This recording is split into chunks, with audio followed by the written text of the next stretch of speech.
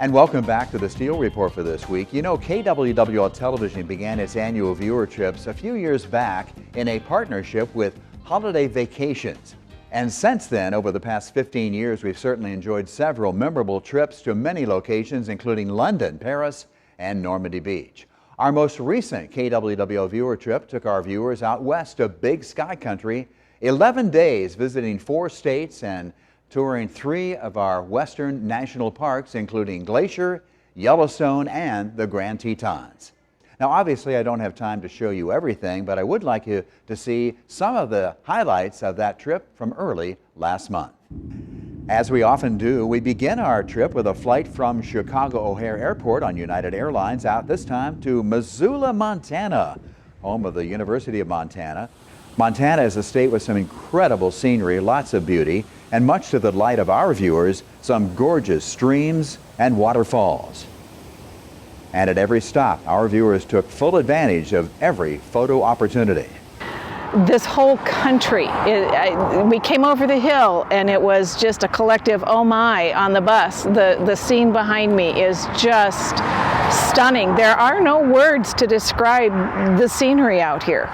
Come out here and build a trading post. The KWWL viewer trip always seems to provide some great history lessons. Our group enjoyed hearing about the original Missoula streetcar rail system of 1909.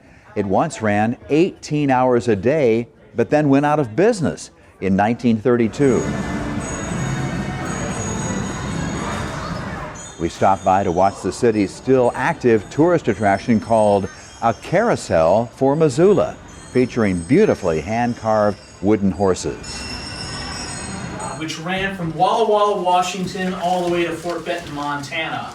One of our stops early was Fort Missoula, established as a military post in 1877, but it also served as a World War II internment camp, an alien detention center, they called it back then, housing hundreds of Italian and Japanese American men during World War II.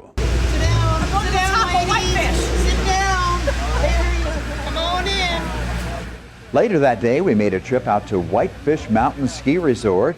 We rode the Big Mountain Express to the summit with viewers Dottie and Bob Kramer of Cedar Falls. It's very nice, except the weather could have cooperated a little bit better, and we're going to be in the clouds when we get to the top, but that's okay. It's still a nice ride. We were talking about these would make great Christmas trees and all these beautiful. Oh, we've just stopped. Why did it stop? Getting its second wind. To let people out, maybe. Anyway, we thought this would look like Christmas land, and it's so green and so beautiful, all the evergreens everywhere, and the mountains too. Some beautiful scenery on our way to the 6,800-foot summit above, moving through the clouds with spectacular views of Glacier National Park. You want to wait for your own turn? This area is very popular with mountain bikers. As you can see here, they use the ski lift to get their bikes to the top of the mountain for an exciting ride back down on the mountain trails. And here viewers Diane Anderson and Julie Gilmore jump on the ski lift to go up top. When we reached the summit of Whitefish Mountain in late afternoon, the temperature had dropped to 52 degrees from the 72 degrees at the base, as Dennis Salmon of New Hartford takes a photo at the top of the mountain. What are you doing? The next morning, we boarded these beautifully refurbished 1936 White Motor Company red buses. They're often known as jammers or red jammers. And I'll tell you, on this cool morning, it was nice to have some warm blankets on board as we hopped onto the jammers with Barbara and John James of Olwine to take this very popular Montana Glacier Park tour, guided tour. 33 of the 35 original jammers, by the way, are still in operation. The name jammers refers to the loud gear shifting sounds required to handle the steep mountain terrain. By the way, all of today's jammers do have automatic transmissions. This is a ride on a steep, narrow, and winding mountain highway called Going to the Sun Road, constructed in 1933. The trip to the top is amazingly scenic as we head for Logan Pass and the Continental Divide, the highest elevation reachable by vehicle in Glacier National Park. And the trip down the other side of the Continental Divide takes us to the beautiful St. Mary Village and St. Mary Lake. with a postcard kind of view for sure. Montana 406. That is because 406 is our one and only area code for the entire state. We are, I believe, Andy, one of our tour guides, talks about her state of Montana, and the Montana state capital of Helena proved to be a very interesting stop. Did you know the Montana legislature only meets every other year? We toured the world-famous Cathedral of St. Helena, built in 1908. This massive Roman Catholic Gothic-style cathedral features twin spires 230 feet tall.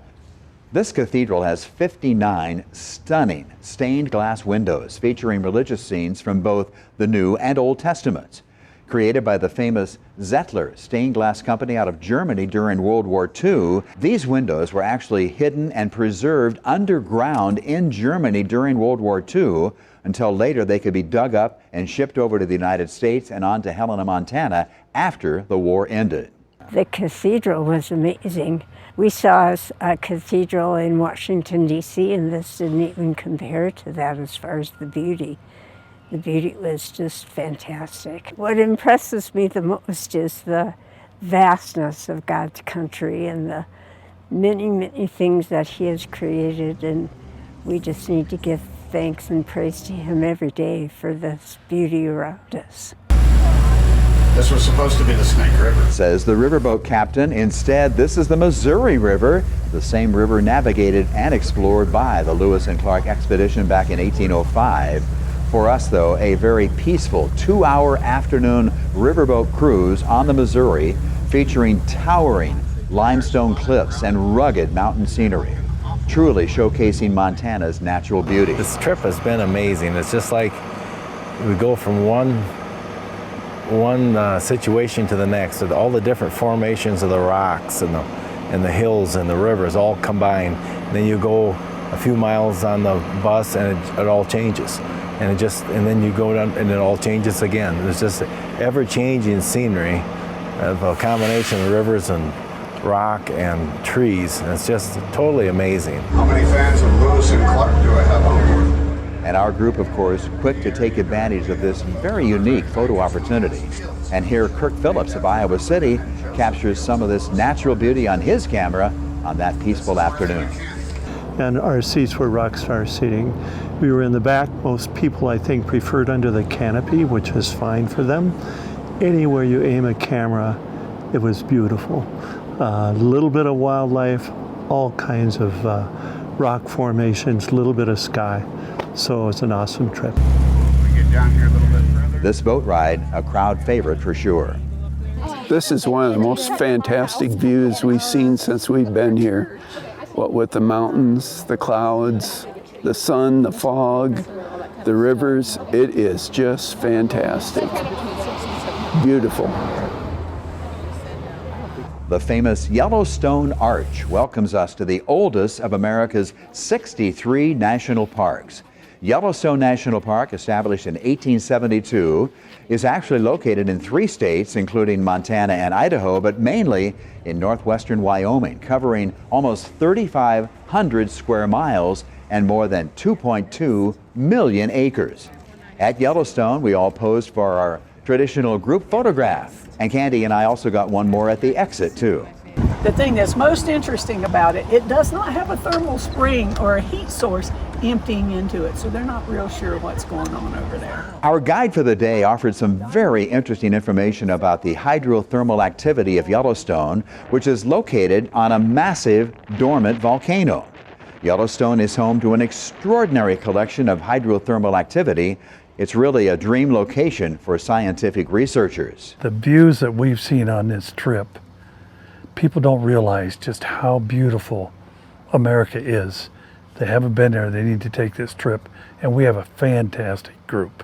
Among our stops here, the famous Fountain Paint Pot Trail and the Norris Geyser Basin. That is one of the 11 major geyser basins in Yellowstone. Signs are posted all over the place pointing out the dangers of leaving the boardwalk and the trail. The ground is unstable, and there are acidic and toxic gases, not to mention the scalding water. The water is so hot, it's actually above the boiling point. More on the KWWL viewer trip in just a moment.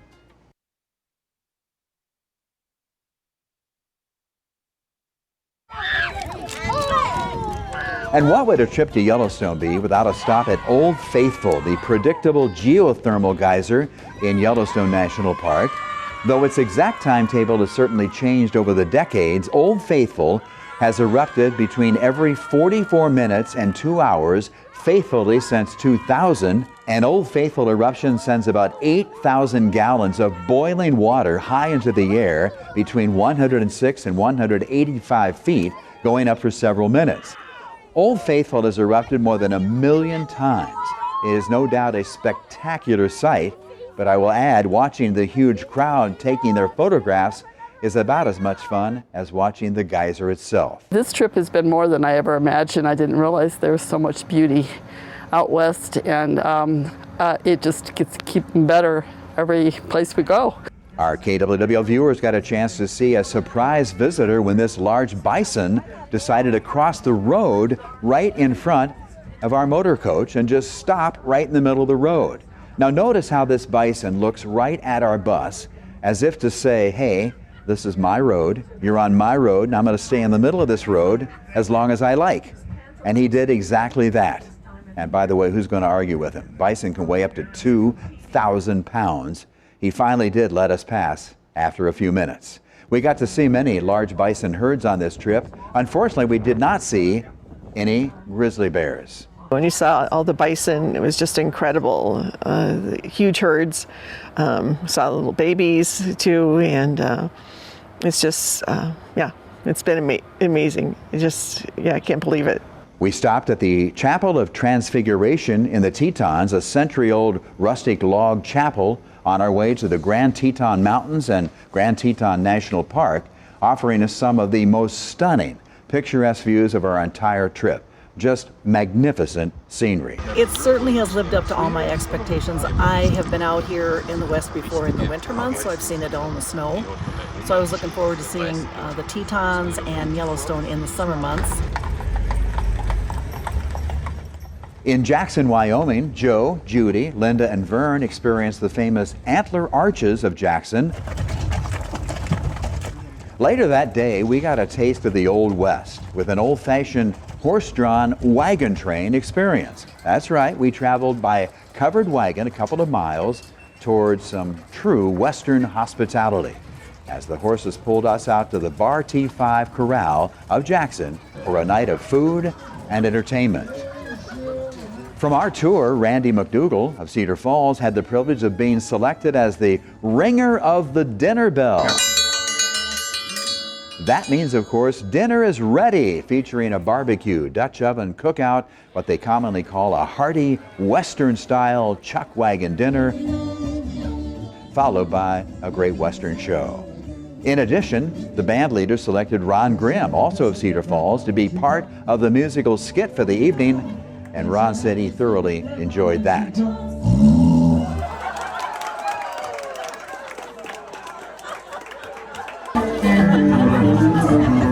My claim to fame, right? Quite a very interesting evening experience. The next morning, one last scenic drive as we headed to our final destination on this trip, Salt Lake City, Utah. We stopped for a magnificent view of the turquoise waters of Bear Lake from the Bear Lake overlook at the base of the Rocky Mountains. I can tell you that for Paula and I, it's been a lifetime goal for us to come out and look at these great states of the western part of the U.S. We are just astounded at the raw natural beauty of these states and the natural parks that exist in them. You've all probably heard of the movie Butch Cassidy and the Sundance Kid. In the small Idaho community of Montpelier, we stopped at Butch Cassidy Museum.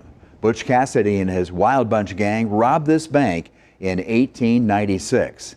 And some of our group could not resist the thrill, I guess, of sitting behind bars at the local Montpelier jail. But did you know authorities never caught Butch Cassidy for his role in the 1896 Idaho bank robbery?